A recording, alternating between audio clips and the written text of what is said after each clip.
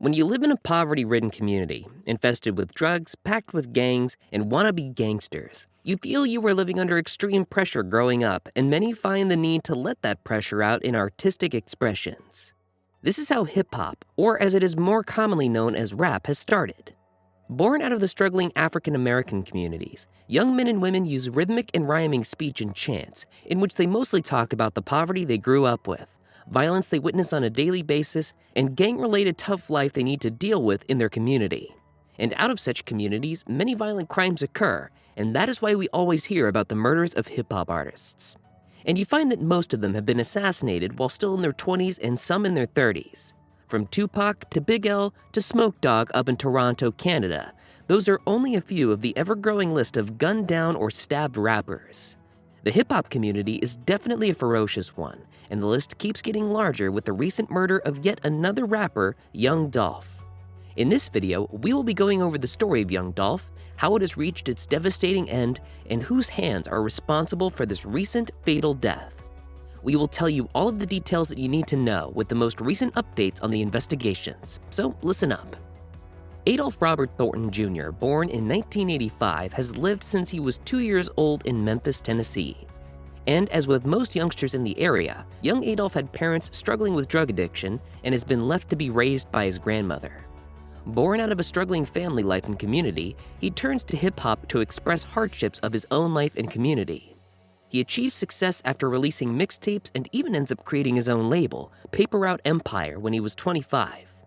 He created his own style in rap and received his first record deal by another Memphis rapper, Yo Gotti. He declined the offer as he insisted on remaining independent. His debut album, King of Memphis, was a huge success, peaking at number 49 on the Billboard 200. In 2017, he was the victim of his first murder attempt after his SUV was shot more than 100 times in North Carolina. Young Dolph had released a track 2 weeks earlier where he dissed Yo Gotti, and 1 day before the shooting incident, he had made a music video for the same track. As he was on tour in Charlotte, North Carolina, his car was reportedly extensively shot, but he has made it out alive as his SUV was outfitted with bulletproof panels. Although 2 men were arrested for the attempted murder, they were both later released due to insufficient evidence. Young Dolph used the incident to his own advantage and released his second album entitled Bulletproof. In 2018, the rapper has managed to dodge death a second time as he was shot outside the Loews Hollywood Hotel in LA. After falling down, he managed to get back up and call for help from a nearby shoe shop that he managed to get into. Dolph described the experience saying, "I knew I was shot 1 time, but I didn't know I was shot 3 times, 2 in the leg and 1 in the arm. I saw so much blood coming out and I sat up against the wall. I really was paranoid because I didn't know if I was dehydrated or whatnot." According to Young Dolph, he has been targeted since he was 17, 18, and 19. However, he always denied knowing why people always attempted killing him. He once said, "You gotta ask them, but I ain't a person that lives in fear. You got some people who really worry about that kind of shit. I don't." The fearless young man only cared for what was most important for him, making music, advancing his career, and caring for his 2 children. Growing up with no parents around, he aimed to be a much better father for his son and daughter.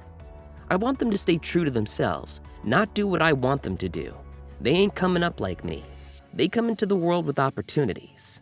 And opportunities he tried to create for them, as his net worth has been estimated in 2021 to be about $3 million. And that is the amount that his son, Trey Trey, and his daughter Ari, both from his longtime partner Mia J, have inherited from their recently murdered father. When they say the 3rd time's a charm, it doesn't fall far from the truth, as the 3rd attempt on young Dolph's life has proved indeed fatal. On November 17th in 2021, young Dolph was shot and killed at the age of 36. He was targeted from 2 men who exited a white Mercedes-Benz, shooting towards a bakery where the young rapper was. He was buying cookies from Makeda's Butter Cookies, the bakery he's known to frequent, when at around noon, he fell to his death due to the shots that came from outside through the bakery's window. That white Mercedes was the first clue that the police has followed through after taking hold of the surveillance footage of young Dolph's murder. The car was linked to a double shooting in Covington, where 2 women were shot several times a few days before Dolph's shooting. In both murders, there were 2 men coming out for the white Mercedes shooting with assault rifles. In early January of 2022, Memphis police announced the name of the first suspect in the murder of young Dolph.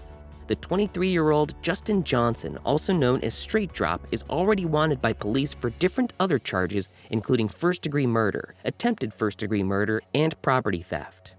The police has put up a reward of up to $15,000 for any information that would lead to Johnson's arrest, who was considered an armed and dangerous fugitive.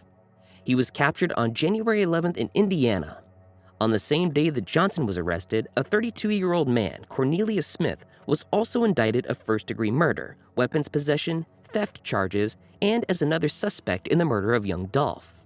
He was in fact arrested earlier for theft of that same white Mercedes-Benz that was used in Dolph's murder. A third suspect, Shundale Barnett, is also facing charges of accessory after the fact for a role in helping the first suspect, Johnson. He was, according to officials, a passenger of the vehicle in which Johnson has been arrested. Barnett, and similarly to Johnson, faces charges of criminal attempt to commit first-degree murder and theft of property.